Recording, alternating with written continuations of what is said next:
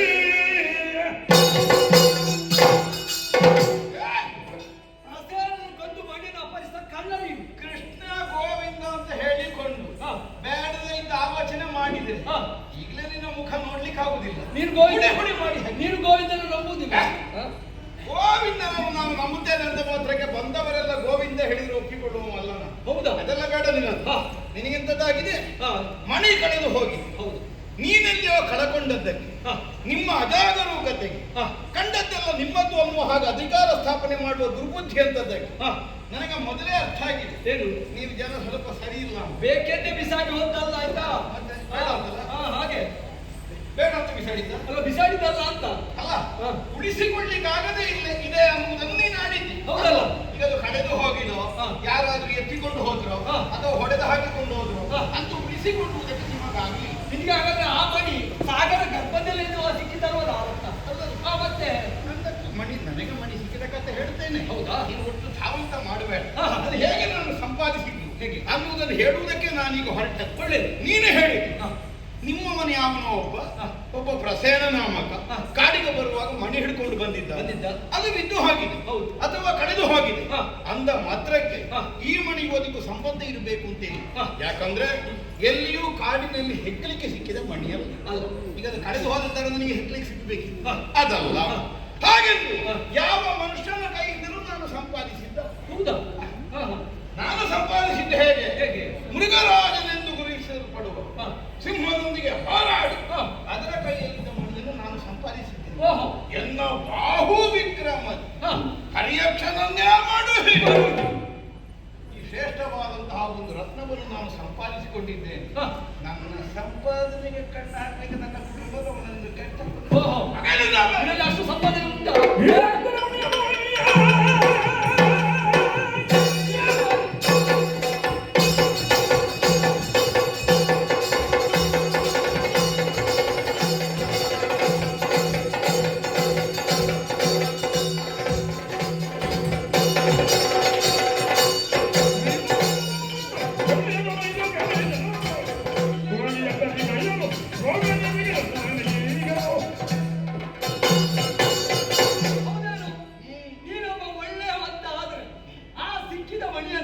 ಯಾರ ಬಡ್ಡಿ ಎಂಬುದು ತಿಳಿದು ಅವರಿಗೆ ಕೊಡಬೇಕಾದ್ದು ಅದು ಒಳ್ಳೆಯವರ ಬುದ್ಧಿವಂತ ಲಕ್ಷಣ ಅಲ್ವಾ?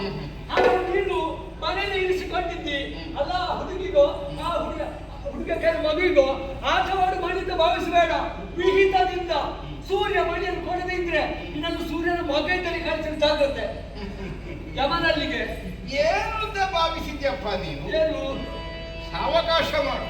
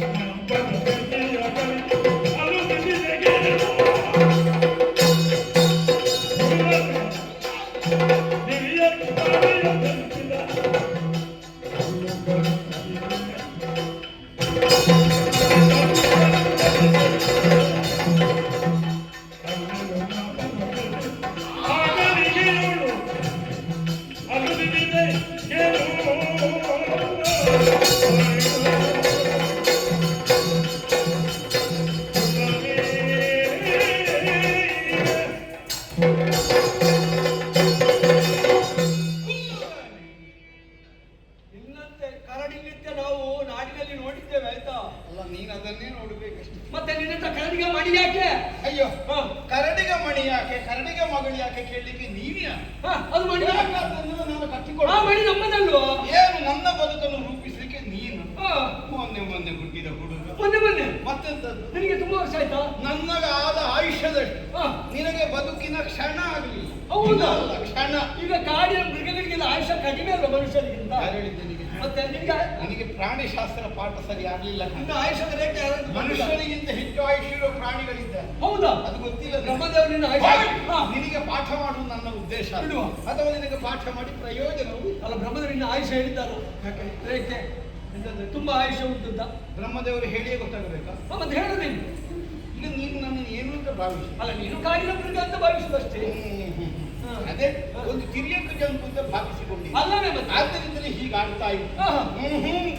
ನನ್ನನ್ನು ನೋಡುವಾಗ ಗೊತ್ತಾಗುದಿಲ್ಲ. ಸಾಮಾನ್ಯ ಮೃಗ ಅಲ್ಲ ಅಂತ ಗೊತ್ತಾಗುದಿಲ್ಲ. ಶಾಲೆ ಸ್ವಲ್ಪ ಬುದ್ಧ ತೋರ ಉಂಟು. ಕೆಲವರು ಲೋಕದಲ್ಲಿ ಹಾಗೆ ಬುದ್ಧ ತೋರಗಳಿಗೆ ಸ್ವಲ್ಪ ನಮಸ್ಕಾರ ಕೊಡುದು ಹೆಚ್ಚು. ಹಾಗೆ ಏನಾದ್ರು ಹಾಗಿದ್ರೆ ನಿನಗೂ ಸ್ವಲ್ಪ ಉದ್ದ ತೋರ ಆಗ್ಬೋದು. ಅಲ್ಲ ಅಲ್ಲ, ಆದವರಿಗೆ ಹೇಳಿದ್ರು, ಆಗದವರಿಗೆ ಹೇಳಿದ್ದಾರೆ. ಹೋಗಲಿ ಬಿಡು. ಕೇಳಿದ್ಯಾ? ಕೇಳಬೇಕಾದದ್ದೇ ಇಲ್ಲ. ಸೃಷ್ಟಿಕರ್ತ ಕೇಳದೆಯೇ ಹೇಳಬಹುದಾದ ಒಂದು ಸಂಬಂಧ ನಮ್ಮೊಳಗುಂಟು. ಹೌದಾ? ಬ್ರಹ್ಮದೇವರ ಹತ್ರ ನಾನು ಕೇಳಿ ಆಗಬೇಕು ಅಂತಿಲ್ಲ. ಮತ್ತೆ ನನ್ನ ಬದುಕು ರೂಪಿಸುವುದಕ್ಕೆ, ನನ್ನ ಬದುಕನ್ನು ನಿರ್ದೇಶಿಸುವುದಕ್ಕೆ ಬ್ರಹ್ಮದೇವನೇ ಮುಂದಾದ. ಎಲ್ಲರೂ ಬ್ರಹ್ಮದೇವರ ಸೃಷ್ಟಿ ಅಲ್ವಾ? ಹಾಗಲ್ಲ, ನೇರ ಬ್ರಹ್ಮನಿಂದಲೇ ನಾನು ಹುಟ್ಟಿಕೊಂಡ. ಹೌದಾ? ನೇರ ಬ್ರಹ್ಮ. ಆ ಸೃಷ್ಟಿಕರ್ತ ಬ್ರಹ್ಮ ಇದ್ದಾನಲ್ಲ. ಹೌದು. ಉದಾಸೀನದ ಮಾತ್ರ ಹೇಳಿದ್ದೇನೆ. ಉದಾಸೀನ ಮಾಡೋದು ಹೌದಾ? ಬ್ರಹ್ಮನ ಆದ್ರೆ ಬ್ರಹ್ಮನ ಮಗನಿರುತ್ತಾದ್ರೆ ಇನ್ನು ಅವರಿಗೆ ಹೆಚ್ಚು ಉದಾಸೀನ. ಅದಕ್ಕೆ ಅಪ್ಪನಾಗೆ ಮಗ ಇರಬೇಕು ಅಂತ. ಮತ್ತೆ ಹಾಗೇನಿಲ್ಲ. ಈಗ ಹಿರಣ್ಯಕಶಿಪುವಿನ ಮಗ ಪ್ರಹ್ಲಾದ ಒಳ್ಳೆಯ ಅಲ್ಲ. ಉದಾಸೀನ ಅಂದ್ರೆ ನೀನು ನಿತ್ಯ ಅಲ್ಲ, ನಿತ್ಯ ಎದ್ದು ಬಂದದಲ್ಲ. ನಿತ್ಯ ಮಾಡಿದಲ್ಲ. ನಿದ್ದೆ ಮಾಡಿದವರೆಲ್ಲ ಉದಾರಿಸಿದವರು ಅಂತ ಅರ್ಥ. ಮತ್ತೆ ಕೆಲಸ ಮಾಡುವ ಹೊತ್ತಿನಲ್ಲಿ ನಿದ್ದೆ ತೋಗಿದಾಗಿ ಇರ್ತಾರಲ್ಲ ಅವರಿಗೆ ಉದಾಸೀನ. ಅಲ್ಲ, ಗುಹೆ ಒಳಗಡೆ ಬಂದರೂ ಕೂಡ ಬಂದದ್ದು ಗೊತ್ತಾಗುದಿಲ್ಲ. ನಿದ್ದೆ ಅಷ್ಟು ಹೆಚ್ಚು ಉಂಟಲ್ಲ. ಹೇಳಿದ್ದೇನು ಅರ್ಥವಿಸಿ ಏನು ಆಲಸ್ಯ ಅಂತ ಹೇಳಿದೆ. ಮತ್ತೆ ಏಕತಾನತೆಯ ಮೂಲಕವಾಗಿ ಆಲಸ್ಯ ಬಂತು. ಓಹೋ, ದಿನ ಒಂದೇ ಪ್ರಸಂಗ. ಸೃಷ್ಟಿ ಮಾಡೋದು ಸೃಷ್ಟಿ ಮಾಡೋದು ಸೃಷ್ಟಿ ಮಾಡೋದು. ಅದು ಬ್ರಹ್ಮನಿಗೆ. ಈ ಬ್ರಹ್ಮನಿಗೆ ಬೇಸರ. ಬ್ರಹ್ಮನಿಗೆ ಆಲಸ್ಯ ಬಂತು. ಆಲಸ್ಯ ಪರಿಹಾರಕ್ಕಾಗಿ ಆಕಳಿಸಿ ಆಗ ನಾನು ಹುಟ್ಟಿಕೊಂಡೆ.